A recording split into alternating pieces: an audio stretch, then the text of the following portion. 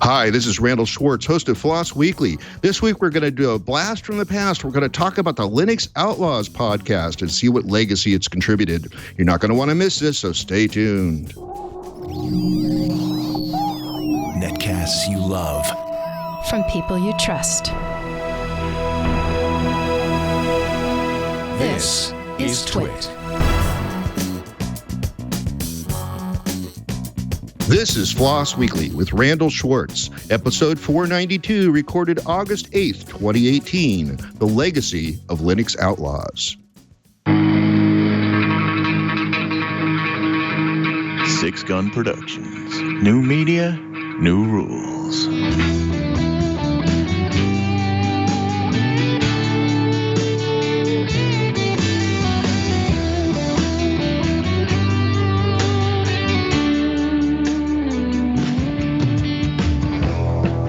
You're listening to Linux Outlaws, episode 371 for August 8th, 2011. I'm Fab from Hamburg. Hey, this is Dan coming to you from Liverpool in the UK. 2011 was a while ago, man. That was like a minute, as they say. Cool. So yeah, it's good to be back for another week. So I've had an interesting week actually. I've been on the geeky side of things. I've been playing with ZFS or ZFS as the Americans like to call it quite a lot, and I spent the last 2 days dealing with some deduplication memory usage on that. That was fun. So I've rebuilt a RAID Z array about 5 times in the last 2 days, and now I think I've finally got it right. So I don't know. You know anything about ZFS? No, nothing at all. It's too complicated for me. I've been building websites in Hugo, which is static websites written in Go. That's doing my head in. Oh, Go. Okay, cool. Well, we've actually got a guest today, which is cool, isn't it? We've got a third-time guest, returning guest, the one and only Randall Schwartz, who is the host of FLOSS Weekly, which you may have heard and seen me on as well, and legendary Perl programmer, creator of the Schwartzian Transform, which sounds like an amazing prog rock band to me. But there we go. So Randall, how you doing? Wait a second. We're not on Linux Outlaws. This is FLOSS Weekly, episode 492, talking about the legacy of Linux Outlaws. I'm not a guest on your show. You guys are guests on my show. That'll be great. So let's talk about Linux Outlaws. So how long did it last? How did it get started? Either of you guys can take that one on. Yeah, Fab, you start and I'll jump in if you want. Well, we started in 2007 and it lasted for 370 episodes. We pretty much did one a week. Pretty much 7 years of shows, wasn't it?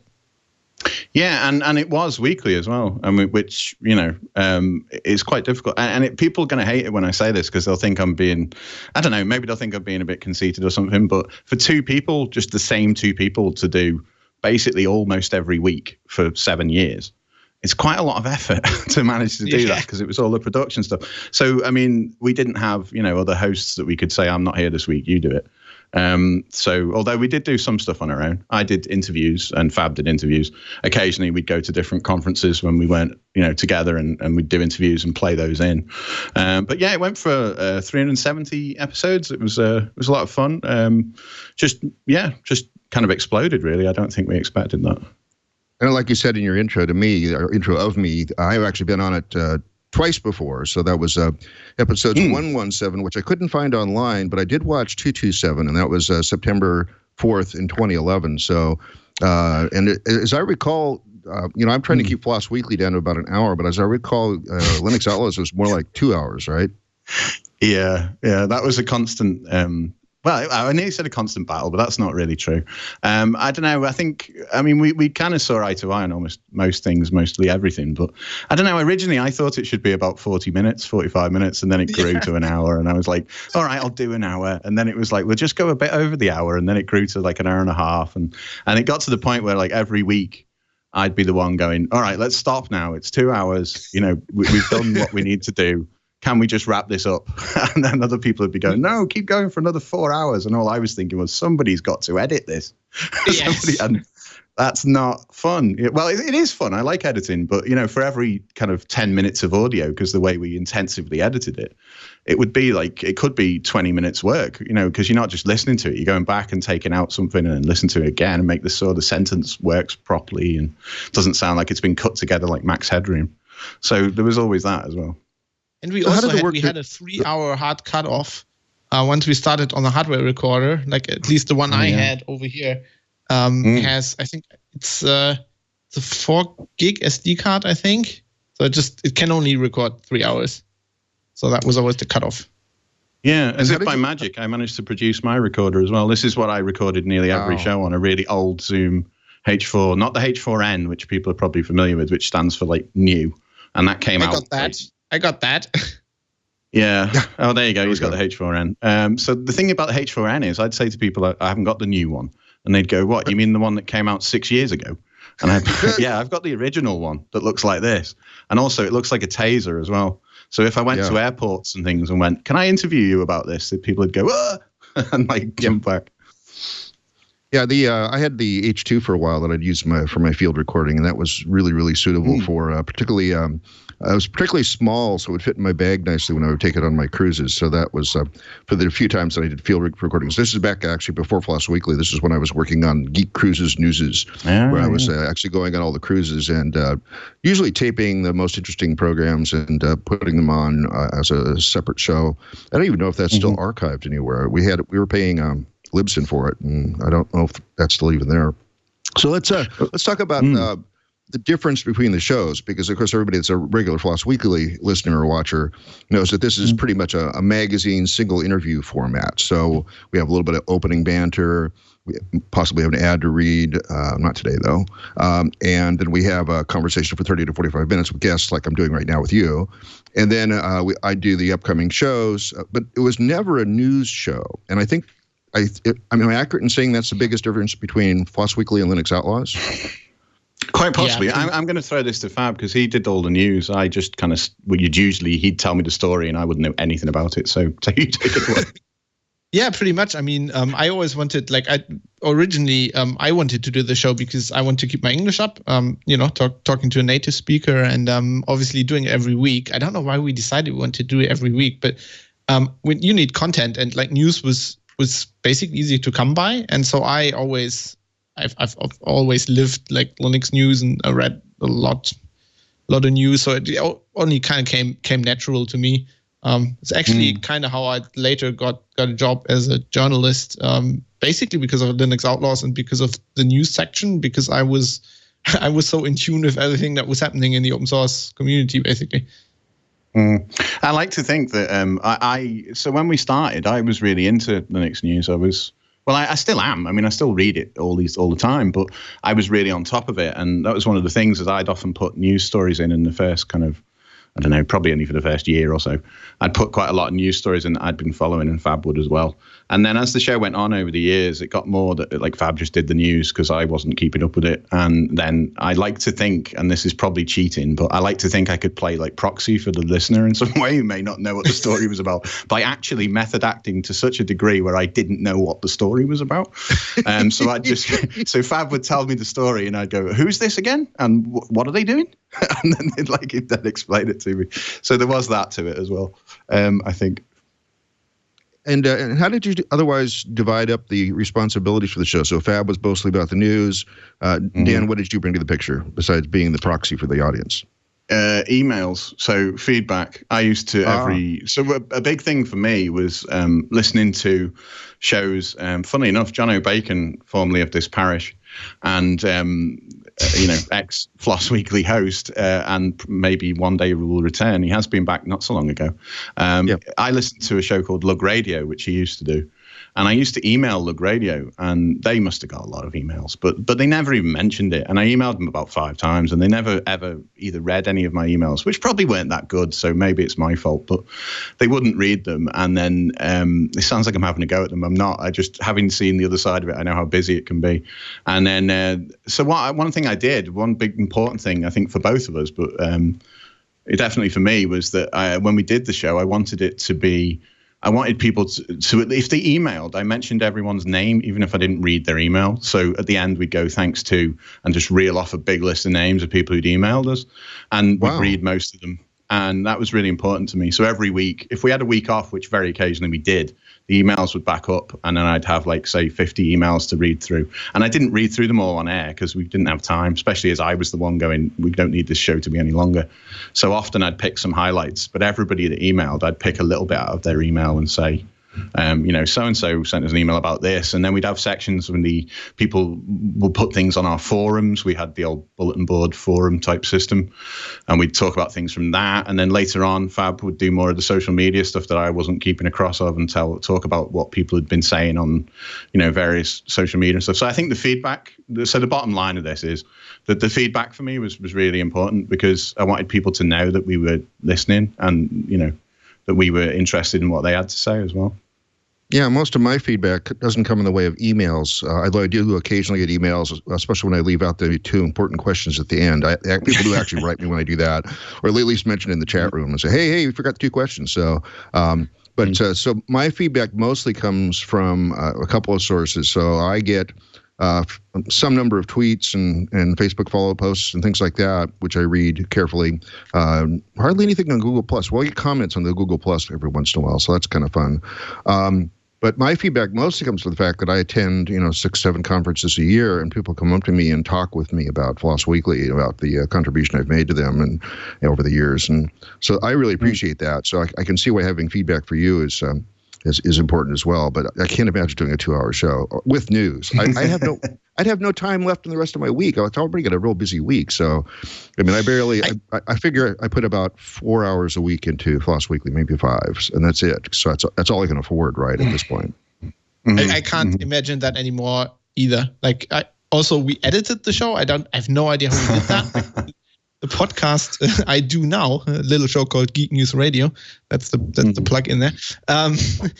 We do that every 2 weeks, and I just do it kind of like Twitter shows, just basically live to tape.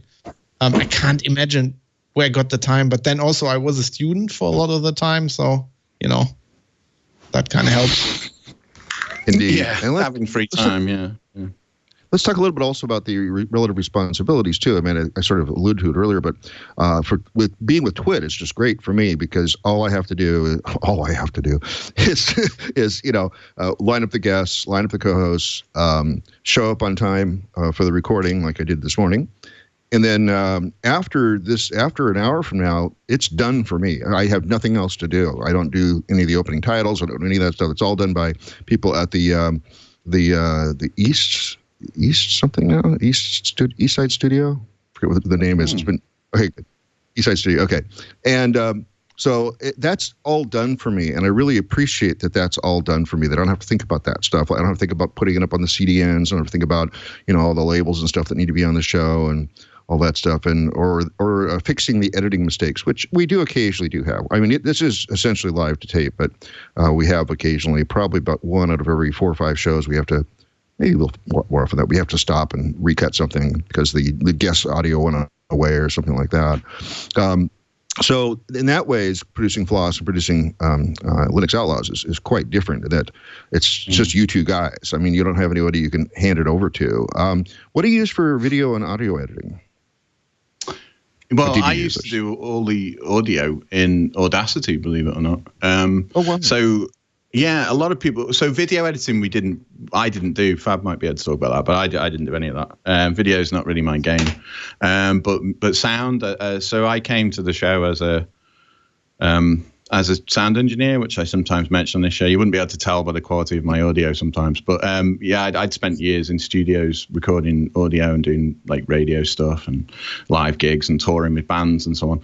And so I've got like a cupboard full of microphones that I'm probably far too obsessed with and similar things.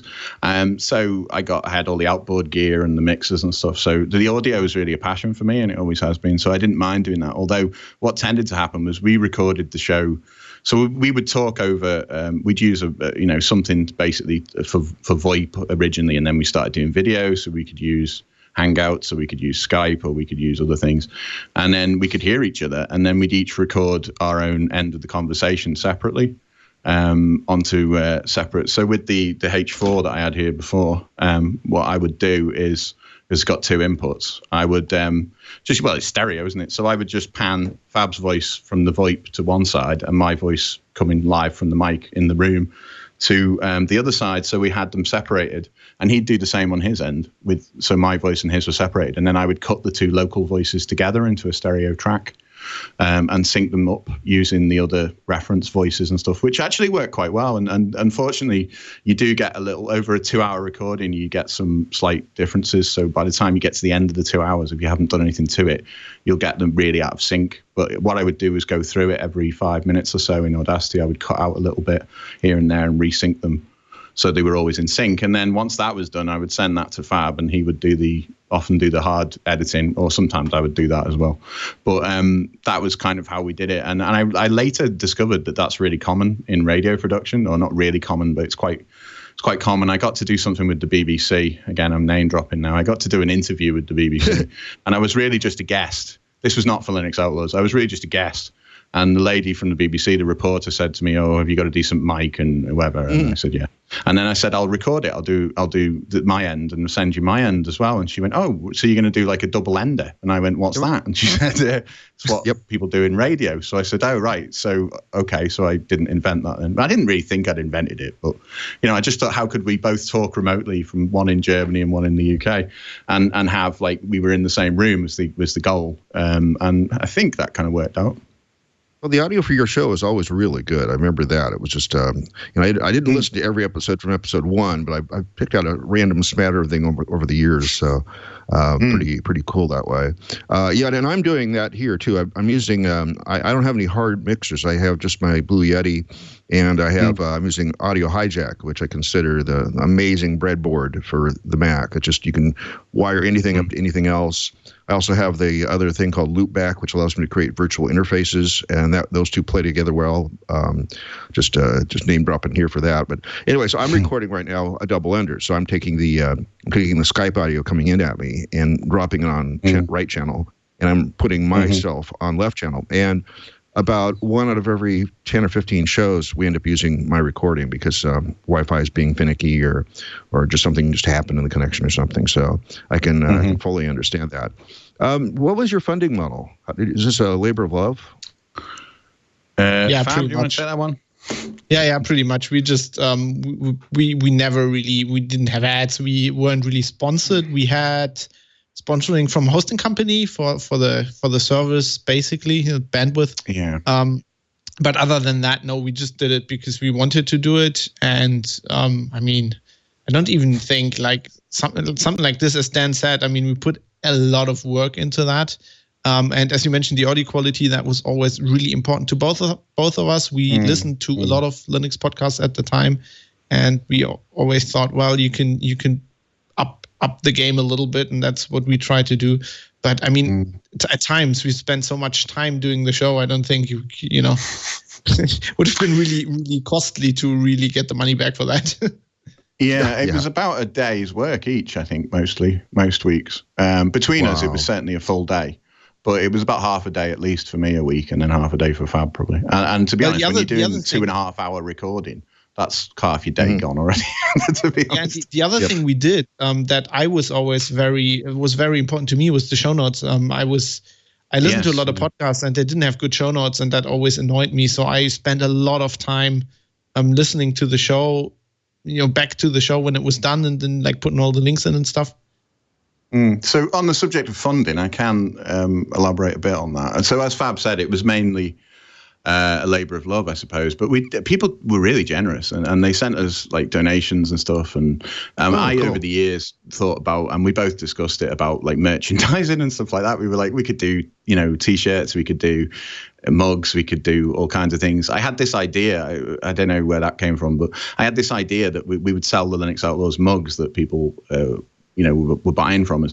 And then we would have a gallery where people would send us a picture of themselves with their mug, and we'd call it Mug Shots.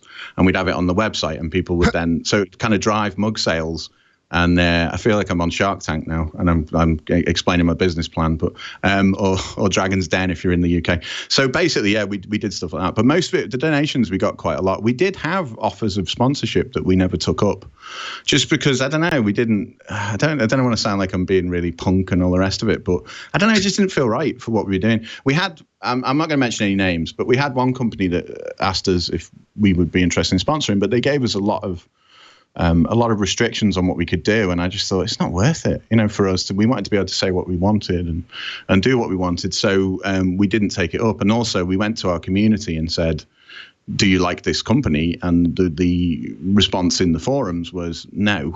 So we decided it probably wasn't a good idea for us to annoy our fan base by associating with this company.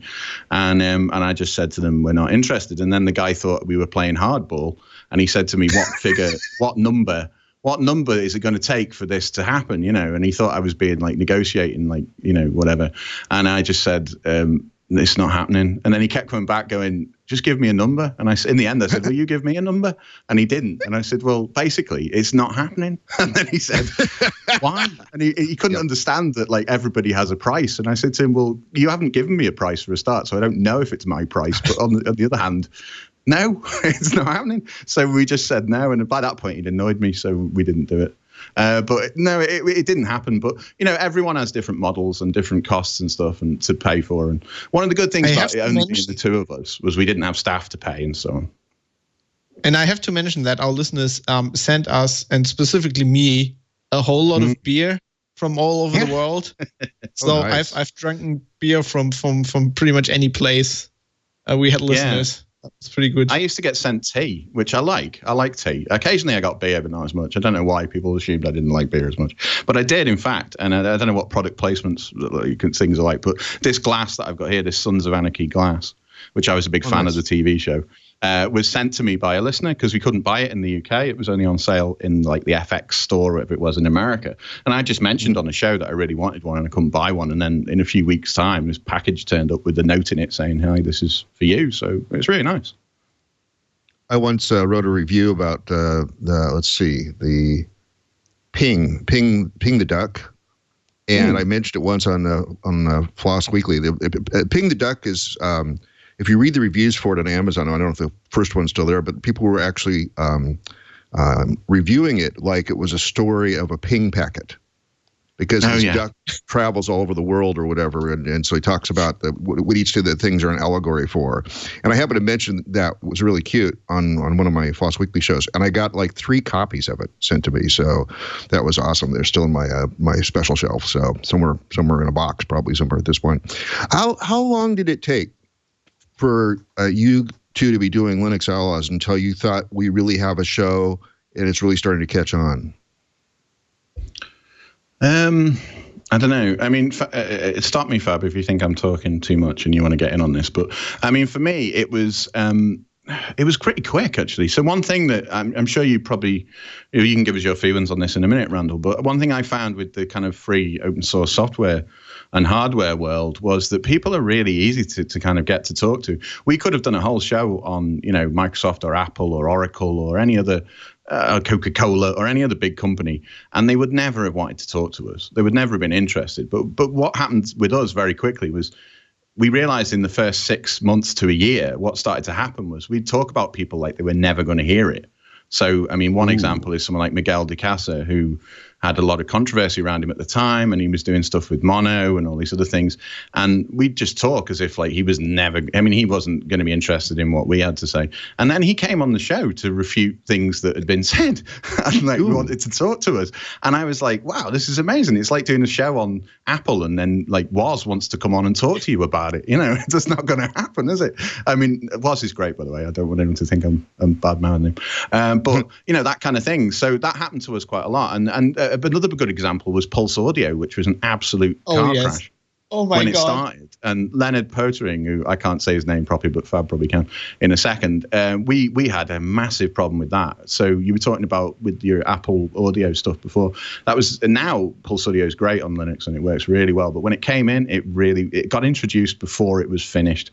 And we had a really big rant about that. And we complained about Leonard and all this stuff. And then I think Fab met him at a conference not long after and interviewed him. So go on, Fab, you can take over with that one. Yeah, I think that was a Guadec. I met Leonard, and he was a bit like, what are you saying? But then he realized that I realized he's a nice guy, and he realized I'm a nice guy, and then we just got into talking, and it was kind of cool. But at first, that was scary. Yes, in the beginning, it was. I mean, I like a rant. People who listen to my shows know that about me, and there was a lot more freedom in the beginning when we thought, oh, we have 10 listeners, they really like us and the rest doesn't care, so we can say whatever we want. And then later when people actually, caught us, said on somewhere on the internet, it's like, what the hell did you say about me? That was interesting, but what I found anyway, and I will throw this back to you in a sec, Randall. I'm back in the co-host mode. I should take my off. That's a visual joke for everyone listening to the audio stream. Yeah. I found really quickly that people like Jeremy Allison, I spent a lot of time with Samba Guru in Portland, funnily enough, at Linux World. Anyway, a Linux Foundation conference where I also met Linus Torvalds. And you were there, Randall, although we didn't speak that much at the time. And you interviewed Linus with John O'Bacon, I think, at that time. Yes. And it was interesting, yeah. And I met Bradley and Karen from, at the time, the Software Freedom Law Center and all these other things. And Karen went on to be the GNOME project leader, chief executive, like the GNOME Foundation, executive director, sorry. And then Bradley was formerly the executive director of the Free Software Foundation. He basically worked right hand in hand with Richard Stallman and people like that. And then you get to see Linus Torvalds and stuff. So I don't know. So there is a question kind of at the end of this, Randall, but do you think this world that we're in of free and open source software makes it more accessible than other forms of software or other products in general? Well, I think it would be harder to have jobs, or not have jobs, well, Steve Jobs, not mentioning him yet. It would be harder to have closed source companies come and talk to us with the same freedom, I think, because everything is their secret sauce. And part of the reason I talk about open source projects on this show is I want people to get involved. I want people to know that these projects exist. As I say at the beginning of the show, the big projects, little projects you may be using every day and not aware of it. I mean that intensely because I want there to be involvement. And I also want people to understand the breadth of what's available in the open source world now. And I think in my 490 shows, I think we've pretty much demonstrated that. And the fact that I can keep booking more and more guests, although it gets a little skinny sometimes, I can keep booking more and more guests by going to conferences, seeing what people are doing, talking to them about things. I'm still pretty close to having the guys from VS Code on, which would be a real amazing thing to talk about. Microsoft really making a big pivot on open source across the board, including having things like Visual Studio Code be available, all open source. Just an amazing combination of that. And I'll do one more name dropping actually, because it's a special day today. It's Woz and Janet married on August 8th, 2008 at 8:08 p.m. You can tell Woz is into 8. So this is their 10th anniversary. I think it is. This is 18. So yeah, it's their 10th anniversary today. So happy anniversary, Woz and Janet, if you're watching. So he won't. Another random question, Randall. But have you met Woz at all? Because I know some people who have, and he seems incredible. He was on 3 of our cruises. In fact, that's where he met Janet. So his current wife. Wow. So yeah, I have. Really, you should have been best man. Right? No. But I have one of his business cards, which is actually a metal printed card that has his phone number. As I won't give it out because it's not for me to give out, except there's a lot of 8s in. I'll just say that. And it's printed as a Hollerith card with actual holes punched in at the right digits. So it's pretty impressive. So I met Woz. not to go on too much of a tangent, but I did hear a story from a friend of mine who was in a position to have worked with Woz and known him. And I think it was in the Next Step days. They were working together in a room with, say, 10 coders. And he just joined this team. He was a junior developer. And he said he'd watch Woz typing away. And then periodically he'd just stop and kind of look at, like, into the space for like a few minutes. And then he'd carry on. And he said to the guy next to him, "What's he doing?" And he said he's compiling the code in his head. And now I don't know if that's true, but quite impressive if it is. Yeah. I wonder how he upgrades that compiler. Yeah. What if he finds bugs in his compiler? That would be really sad. Actually, a question from the chat room is, does the business card cut steak? I believe it would, Virgil. I'm not totally sure, but I haven't tried it for that use. I've kept it very carefully in my bag of special items. So, yeah. So let's go back to talking about Linux Outlaws. So the title is Linux, but did you cover the breadth of open source? Yeah, we did that. We did that from the beginning. That was kind of the thing. I mean, we were both Linux advocates, I would say. No, we liked to use it, but we covered everything. I mean, the name is the name came up. I mean, you just mentioned Microsoft, and it's just in my head. I just started thinking about how much things have changed. I mean, one of the reasons why it's called Linux Outlaws is because back when we started the show, when you used Linux, you kind of felt like an outlaw. You felt like you were doing something wrong. You know, that was the time when Microsoft was still saying, you know, the GPL is a cancer and all of that. Things that people today can't even remember because now Microsoft is like this open source company. That is amazing how much the world changed in that time.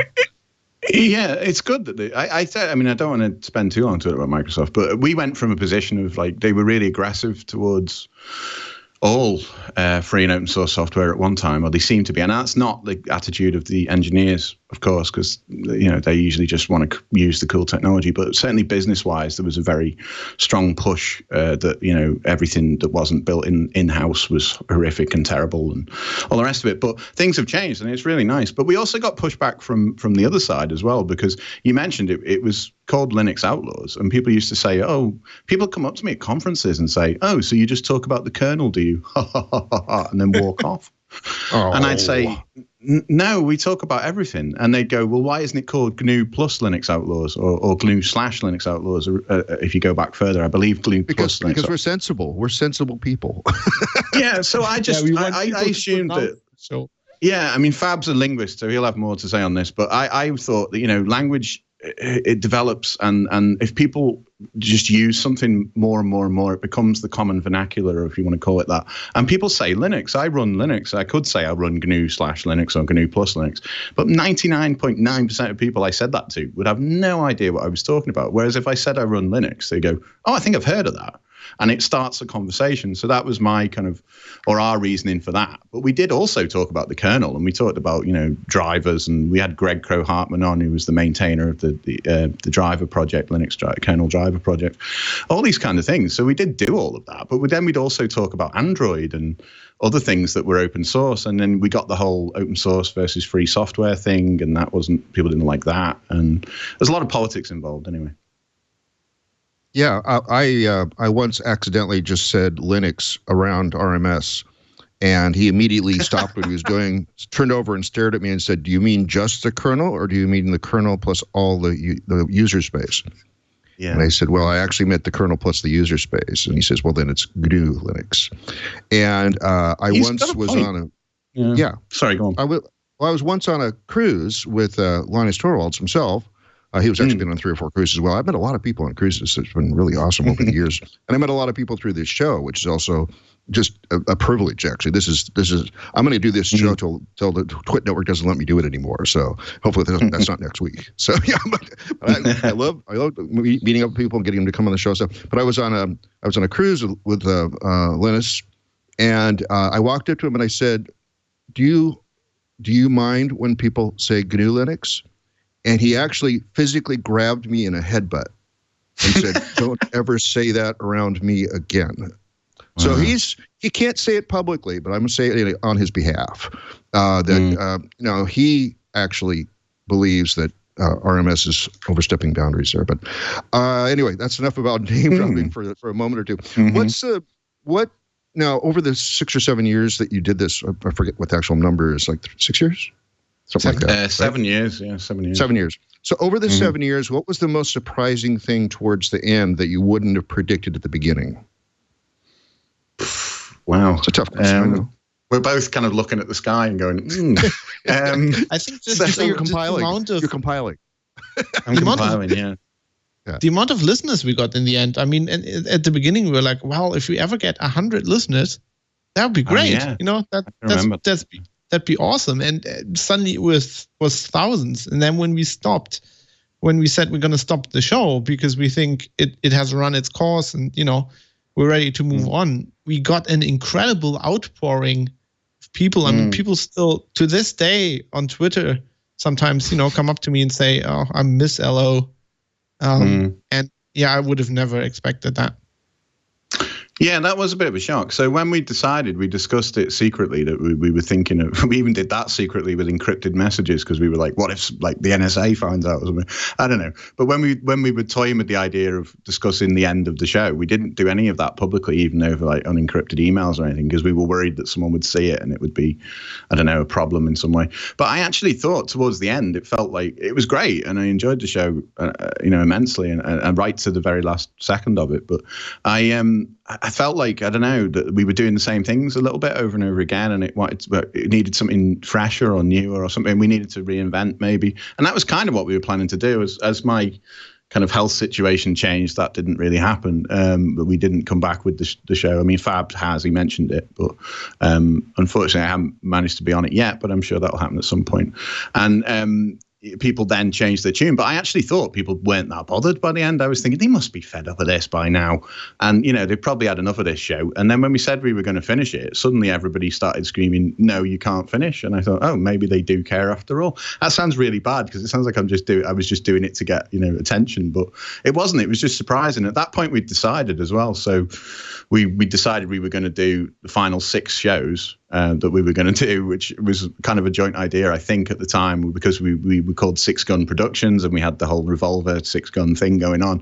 I said we should have like final 6 kind of bullets, 6 rounds, 6 shows, and then we'll finish. And we decided what we were going to do, and we did, and people were great, and they still are, and people still, even as Fab said, to this day, say to me that they enjoyed the show, and that's really, really nice. But I always say to them, well, do you do a show yourself, or do you do anything? And they, I don't know if I could do that. And I think, well, we were like 2 guys that nobody wanted to listen to in different countries, and we managed to make it work. So why not just do your own show? Everyone could do one, as far as I'm concerned. Yeah, you could. It doesn't mean they'll all be good, but or all that I want to listen to them. But it doesn't mean also that if I don't think it's good, that it isn't good, and somebody else doesn't think it's good. I'm getting philosophical now, but yeah. Anyway, so Fab, you take over. That was always one of our other things. I mean, we did an episode where we explained into the smallest details how we record the show.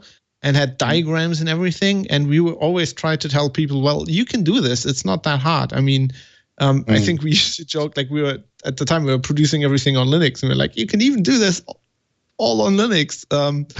And yeah, that's something that was really important. Another thing that I still to this day find really, really weird is when I'm somewhere at a conference or something, or I went to Australia last year and I met a listener of ours down there who always wanted to meet up. And it's always really weird to me when people come up to me. It's like, oh, I'm a huge fan of yours. It's like they treat you like a star. And I'm like, I just did this podcast from my bed. I don't know if we lost the network connection there. That was interesting. So this is the interesting thing about doing shows live. Our show wasn't live originally. It was live to tape, as you say, Randall, but it wasn't live, so people couldn't see or hear it. It was just us talking to each other. So if we messed something up, we did just do it in one go usually, but we could say, oh, let's redo that bit, or let's do this. And then we started using Icecast. So I set up a Icecast machine for audio streaming. People seemed to like that, so they got onto the whole internet radio side of it. And then when we started doing Hangouts, we were able to do that live straight to YouTube. And it changed it a little bit. We didn't really change it because we always did the show in one take, pretty much. It definitely changed it a little bit, I think. So if you wanted to give some warnings to people that want to start new podcasts, what would be your 3 most important things to make sure people are aware of before they get started? Don't overthink it. Don't overthink it. Make it like, if you want to do a show, you got a show in your head. You have these ideas. You want to do a certain format. Make it easier. If you want to do a show a week, it will be a major achievement if you manage to do a show a week for, let's say, a year. And it will get. You won't imagine, like, if you set out your perfect show and you think, I can do that every week. No, you can't. Doing it once is okay. Doing it twice is okay. 3 times maybe. It'll get harder and harder and harder to do that. So the easier you make it for yourself in the beginning, the more chances you will have to just keep it up.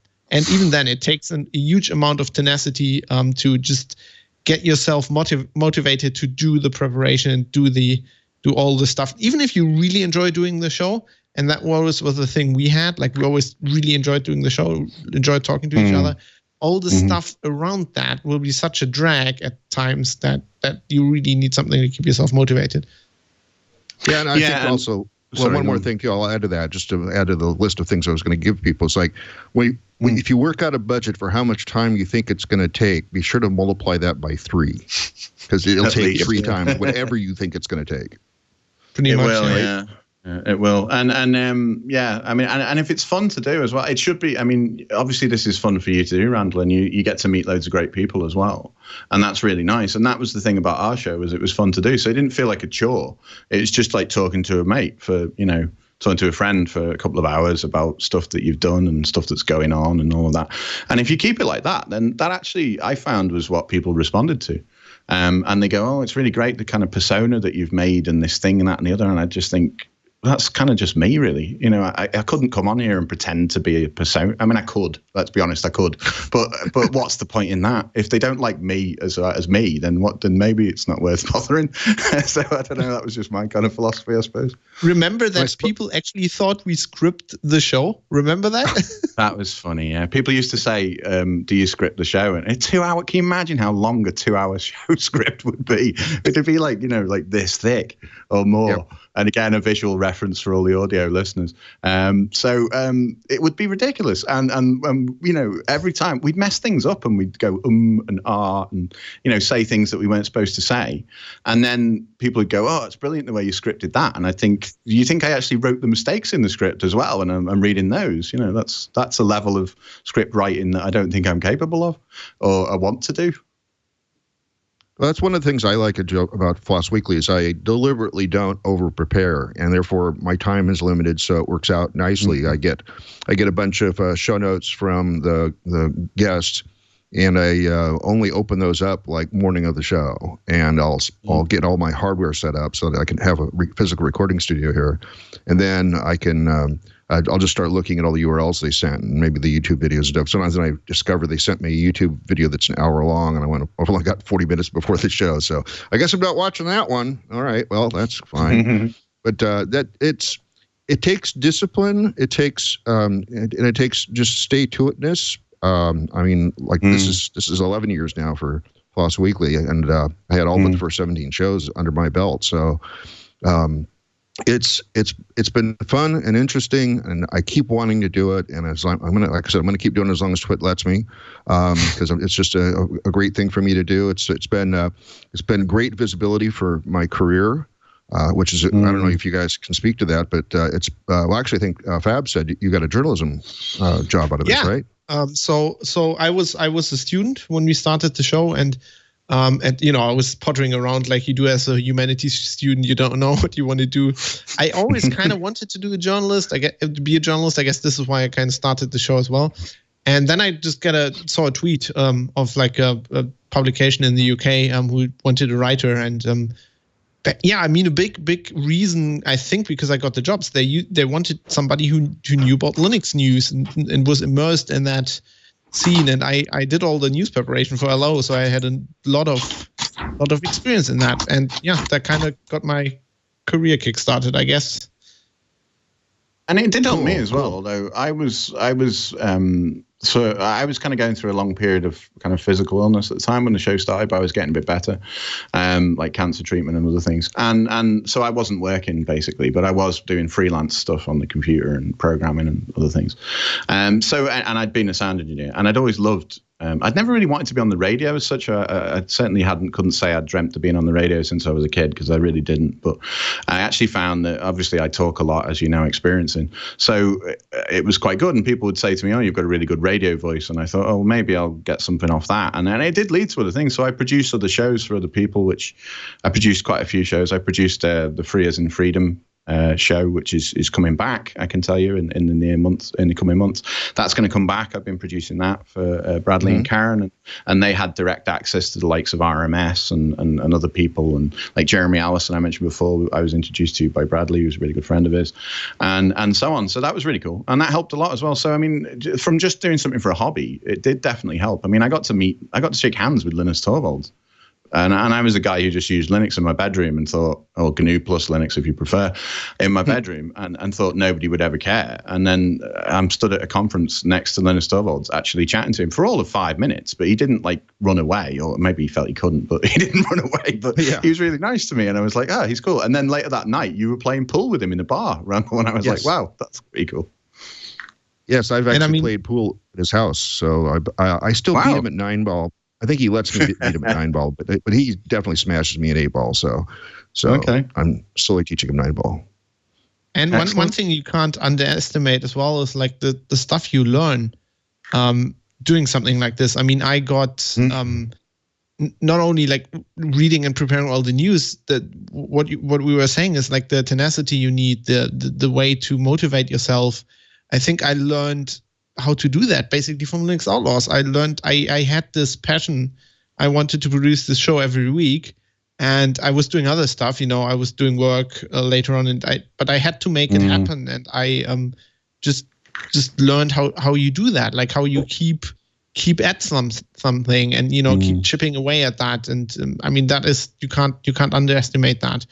I'm actually one thing I'm doing is I'm changing my job. I'm trying to go freelance now, and one of the things why I think I can do that is because I know that I can produce something, have a project like this on my own. I can motivate myself. And I found the same thing. So towards the end of the show, the last 2 or 3 years, I was working full time, 9 to 5, whatever, mostly, and then doing gigs in the night with the band, and then doing things like Og Camp, which we started together, and all these other things, and it got really hard. There were times when I was like, I just don't fancy reading 100 emails right now, and doing that. And I'm sure Fab was the same with the news, and but I did, and I got used to it. And we changed the day that we used to always do the show in the night, pretty much. So it'd be, for us in Europe anyway, it would be 7 o'clock till 9 o'clock, something like that, on the night. And we changed the nights all the time because both of us had loads of stuff to do, and people would go, why can't you just pick a regular night and do it on like Monday night? So we'd do it on Monday night for a while, and then something would come up, and I'd say to Fab, I can't do Monday night, or he couldn't do it, and then we'd go, let's do Tuesday, let's do Thursday, and we'd keep moving it. And people didn't like that because they were like, they wanted to tune in at a certain time, but that really changed because of the live element. I mean, the whole fact we recorded it whenever we wanted. We did, yeah, but we recorded it whenever we wanted it. Yeah, and the amazing thing is that we actually did it. We kept doing it pretty much every week. I mean, okay, that was like, I'd go on holiday for like 3 weeks or something, and we'd catch up. We'd actually do 2 shows a week. And we could pre-record and release stuff later, because for us it was a podcast essentially. It was an audio podcast, and if people download it and on demand and listen when they want, and that's the point of a podcast really. You don't have to be there at a certain time. Listen to it when you want, whenever it's out. That's the joy of RSS feeds and other things. I think you mean Netcast. Oh, all right, Netcast. Yeah, you know what I mean. They're not sorry, anymore. Sorry, yeah, well picked up on that. Or if you're actually in the free software community, you mean an OGcast, which is what people call it over there. Yep. So we're almost out of time. This hour has gone by so quickly. This would normally be the place where I ask you, is there anything we didn't cover that you wanted to make sure our audience is aware of? Fab, you go first. I don't know. I just would like people to know that you can do that if you want to. If you really want to do it, it's not that hard. Especially audio only is manageable. If you do video, it's quite a lot more work. But I mean, these days you can get USB microphones and you can do a lot of that stuff in software. I mean, Dan and me, we're old school. We have like mixers and compressors lying around these days, and I have a very fancy microphone. But you don't have to have that. You can just do it. Yeah, you can definitely just do it. I mean, that would be my my kind of message to people is just try it. You can get a microphone that you can connect to a smartphone now that's pretty decent, and just record something. I mean, all right, it's not going to sound like a massive radio production at first, but you start from that and you work your way up. So I suppose my kind of 3 tips, which I never did give, would be this is going to sound really cheesy, but would be just do it. Basically, that's 3 things. So that's my Shia LaBeouf like do it. Kind of moment for you. Do it is 2 words though, so it's just do it. Well, it's just do it. He says just do it, doesn't he? He goes, just do it. Just do it. So there you go. Yeah. And actually, a river bike has a. Go ahead. Sorry. No. Just one thing I wanted to say is I'm really happy to be on this show. Like Twit is one of the reasons we started Linux Outlaws. Security Now was the second podcast I ever listened to. That was like 2005, just shortly after it started. And it's just like one of the reasons Linux Outlaws sounded as good as it did is because I was listening to Twitch shows, and I was like, we need to be as good as that. It needs to sound as good as that. Yeah, and it's the same for me as well. Sorry, I'll stop talking over you, Randall. But the same thing for me. I heard so the whole podcasting thing.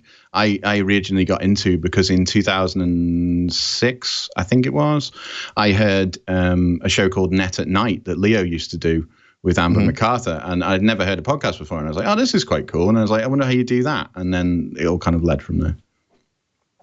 Yeah, and actually, Reverb Mike has a comment in the chat room. Hasn't FLOSS Weekly been on every day of the week at some point, Monday through Friday at least? I do believe so, and I think it was on Saturdays for a while too, as I recall, back in the early day. I was taping ahead of Leo's radio show, so we don't have to come into the studio once. Back when Leo was actually a co-host, or actually the host of the show. I was just the lowly co-host and producer and showrunner and all that sort of stuff. So that was back in the day. I want to ask you my favorite 2 questions. Might as well. Scripting language and text editor. Go ahead. Do you want to start, Fab, or shall I? No, you go first. I know Randall's not going to like, but I'm going to say them anyway. You go first. So my favorite scripting language, if we're talking scripting and not like, anything more low level, is Python, I'm afraid. Although I did do some Perl recently after we had a Perl guest on, and I actually installed Perl and I started using it and stuff. But to be honest, I do a lot of Python stuff. And also I love Vim and all that sort of stuff. So I'm sorry, Randall, but there you go. I'm a disappointment. It's okay. It's pretty much the same for me too. I mean, for me, it's definitely Python. I used to do a little bit of Ruby back in the day, but Python all the way now. And it's Vim because it's just, that's what's there, what you can depend on. Although that's probably cheating because I use Atom most of the time now. I mean, I'm a journalist. I don't write code so much, I write text. I write everything in Markdown and just do that in Atom. Well, guys, it's been really fun having you guys on and being able to relive some legacy history and even compare some notes about the difference of what I have to do for every week for the show. I was going to mention the most difficult things for this show for me behind the scenes is getting a co-host from a rotating panel of co-hosts. It seems like it's pulling teeth every week now, even though I should have enough. And then also getting guests, because my show doesn't run without a guest. And we had to cancel a show last week because the guest bailed at the last second. So I can't do the show without a guest. And luckily this week it's the 2 of you being my guest, which has made it really awesome and wonderful. But those are really the 2 sticking points for me. Those are because this show is guest driven. I have to have a co-host to be able to bounce things off of. Although I didn't have one today, I figured I'd just let you guys talk for a while if I needed a break. And that seemed to work out pretty well. So we can do that. I was going to do both. I didn't even do this. It's another visual joke, but I was going to say I'll put my hat on when I'm in guest mode and I'll take it off when I'm in co-host mode. But actually my head's just reflecting the light too much, so I'll just keep the hat on. That's probably better for everyone concerned. No. Okay, well, here's the point where I send you guys away so I can get the rest of my show done. Thank you guys for being on the show. Thank you very much. All right, so that was Dan Lynch, a fellow co-host of this show, but also had his own show for 7 years, and his cohort and his cohort in crime, Fab. We're glad they got to come on the show and talk about Linux Outlaws. So let me do the closing parts of the show here. So coming up next week, we have Shotcut, which is a free open source cross-platform video editor, which sounds like it should be a lot of fun. LinStore comes after that, high availability DRDB. LinStore is an open source management tool designed to manage block storage devices for large Linux server clusters. That's going to be a buzzword bingo show, I'm pretty sure. Hacks, following that, is an open source tool that aims to make online course creation accessible to all instructors. Wrapping up the currently scheduled guests, looking for more always, is Monero, which is cryptocurrency, but private, untraceable, and fungible. That sounds pretty fun. If you go to the big spreadsheet for this show, that's go to the main place for the show, which is twit.tv/floss. You'll see a link from there to the big spreadsheet, which is going to keep me up to date of who's actually being in the queue and stuff. We have, if you have any other suggestions, preferably not crypto something, okay? I just want to cut back on those number of shows.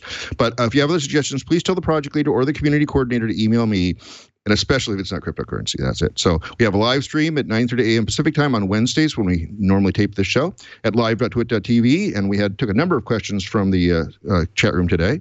That was really nice. I love it when people do that. You can follow us on Floss Weekly on Google+, or at Floss Weekly on Twitter. You can follow me at Randall L. Schwartz on Google+, and at Merlin on Twitter. So what I'm plugging today is I am really excited. I just got approval, and this is in part thanks to this show. I got approval to become a Dart and Flutter GDE. That's a Google Developer Expert. And it gives me access to information. It gives me access to resources so that I can promote Dart and Flutter. And part of it was due to the fact that some of the people that needed to approve me have been on this show. So it's they already know me because we already had conversations about that. But it's a big responsibility, but it's a privilege, because I'll get to represent and help promote Dart and Flutter because I'm all in on that. I also was just recently interviewed for Software Engineering Daily, the episode for July 11th, 2018. I don't have a URL that points at that, but if you Google Software Engineering Daily Randall Schwartz, I did a whole hour on Flutter. So if you want more details about that and also about where it's going, turns out Dart 2.0 hit yesterday, so my timing for getting my GDE qualification, very, very good, because now it's really going to start taking off with Dart 2.0. I'll be at DragonCon for Labor Day weekend, so if you happen to be there and you see me, please come up, say hi, fan of the show or whatever. Or if you just happen to see me anyway, you can, even if you don't like, if you aren't a fan of the show, well, why would you be listening to this then? Whatever. Okay. I'll also be in All Things Open in Raleigh in October and at Seagull in November. I'm giving a presentation in Portland. If you're local, you'll see the announcement anyway. I'm actually giving my Flutter talk at the local Portland Linux Users Group meeting, so that'll be kind of fun. I think that's all I have to plug, and normally I'd turn it back to my co-host for plugging things, but I'll let him do that on another day because we're running out of time. So we'll see you all again next week on Floss Weekly.